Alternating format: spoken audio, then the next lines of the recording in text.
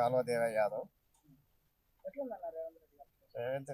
రేవంత్ రెడ్డి పాలన చాలా బాగున్నది. గత టీఆర్ఎస్ ప్రభుత్వం 10 సంవత్సరాలు చేసింది, అధికారంలో ఉన్నది. ప్రజలకు చేసింది ఏం లేదు. వాళ్ళు దోసుకున్నారు, 1000 కోట్లు 100 కోట్లు దోసుకొని పెట్టుకున్నారు. మామూలుగా కార్యకర్తలకు కూడా వాళ్ళు కూడా దోసుకున్నారు. జనాలకు మాత్రం చేసింది ఏం లేదు. ఇప్పుడు కాంగ్రెస్ ప్రభుత్వం వచ్చింది, జనాలకు మంచిగా సన్న బియ్యం ఇస్తారు, ఉచిత కరెంటు కావచ్చు, ఉచిత ప్రయాణం కావచ్చు, బస్ ప్రయాణం, అన్నిటికీ ప్రజలు మాత్రం సౌకర్యంగా తిరుగుతారు. సౌకర్యంగా రైతులు వచ్చేసి అంటే ఆరోపణలు, గత ప్రతిపక్షాలు ఆరోపణలు చేస్తున్నాయి. రైతులను ఎగబెట్టిపిస్తారు. రైతులను ఎందుకంటే రైతులకు మంచిగా ఉంది కదా, రైతులకు బోనస్ ఇస్తుంది, రుణమాఫీ చేసింది అయినాయి కదా.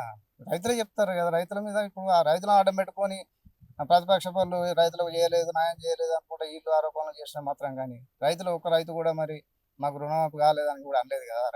రైతులకు పాలన మంచిగా ఉంది, రేవంత్ రెడ్డి వచ్చింది మాకు మంచిగా ఉందని జరుగుతుంది అని చెప్తారు కదా రైతులు. హరీష్ రావు చెప్తాడు, కేటీఆర్ చెప్తారు, ఎన్నో చెప్తారు. వాళ్ళకు ఇప్పుడు అధికారం కూలిపోయినాం కాబట్టి వాళ్ళు అన్ని ఆవేశాలలో మస్తు మాట్లాడతారు. ఇది మంచిగా చేస్తుంది కాబట్టి కాంగ్రెస్ ప్రభుత్వం మంచిగా చేస్తుంది, వాళ్ళను చెడు పేరు చెప్పాలి, మళ్ళీ అధికారం రాకుండా ప్రజలకు చెప్పాలి, దుష్ప్రచారాలు బాగా చేస్తారు వాళ్ళు. ఎందుకంటే వాళ్ళు దోసుకున్నది కాబట్టి 1000 కోట్లు 100 కోట్లు దోసుకున్నారు కాబట్టి వాళ్ళు చేస్తుంటారు కదా. అంతే కదా.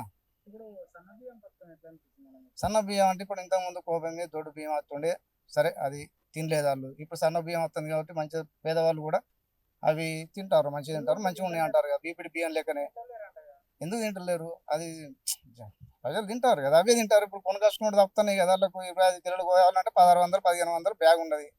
ఇప్పుడు అవి తింటారు, మంచిగా నెలచారు, 3 నెలలకు ఒకసారి ఇస్తారు, నెలకు ఒకసారి ఇచ్చిన అవి అడ్జస్ట్ చేసుకుంటారు. ఫ్రీ కరెంటు 200 యూనిట్లలో ఫ్రీ కరెంట్ ఉన్నది. బస్సులో ప్రయాణం జరుగుతారు మహిళలు. ఇప్పుడు ఫ్రీ బస్ అనేది మంచిగా ఉంది. ఇప్పుడు ఇప్పుడు ఏదైనా పని ఉంటే వాళ్ళ భర్తలు, ఇప్పుడు ఏదైనా పని ఉంటే భర్తలు అటు పోయి భార్యలు పోయి పని చేసుకొచ్చుకుంటారు. ఫ్రీ బస్ ఉంది కాబట్టి వాళ్ళు పోయి అన్ని పనులు చేసుకుంటారు.